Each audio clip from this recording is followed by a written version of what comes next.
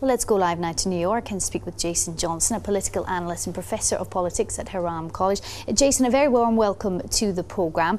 What's happening in Ferguson at the moment? Is it about race, or is it really about the heavy-handedness of the police? It's about the heavy-handedness of police that's always used when they're dealing with race. This is a long and sad history in this country. This week is the 49th anniversary of the LA Watts riots, and essentially we're seeing the same thing.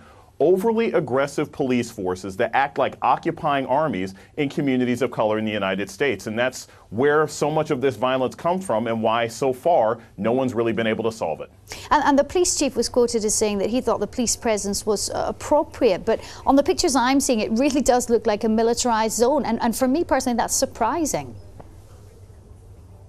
Yeah, it's disgusting. Trust me. In the United States, people are shocked that this has actually happened. If you really look at what's happened, they've released tear gas, they've used stun guns on people, they've shot rubber bullets, they've attacked and arrested members of the press and initiated a no-fly zone. None of this action is actually legal. They have not passed any sort of curfews for the evening. This is all the police being out of control and abusing a group of people who don't seem to have much political power. And the president hasn't done much to stop it. What about this open, transparent investigation that President Obama talked about earlier? How much trust is there that there will be some justice? Because, of course, at the centre of this, a young man has lost his life at just 18 years old. Right. There's not a lot of confidence. And here's the reason why. Mike Brown was killed on Saturday.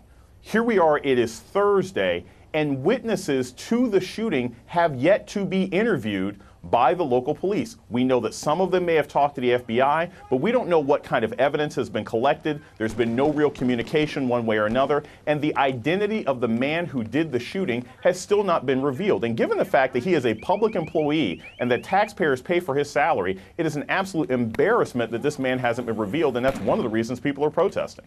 And Obama, this afternoon, he called for calm, but I'm thinking of the people protesting. What's the core of their angst? The core of their angst is really fear.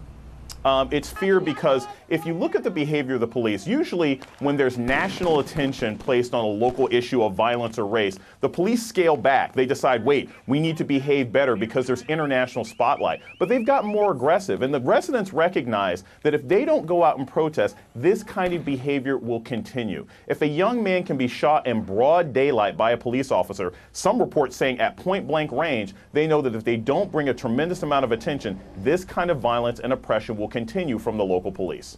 Jason Johnson there live from New York. Jason, thank you very much for joining us.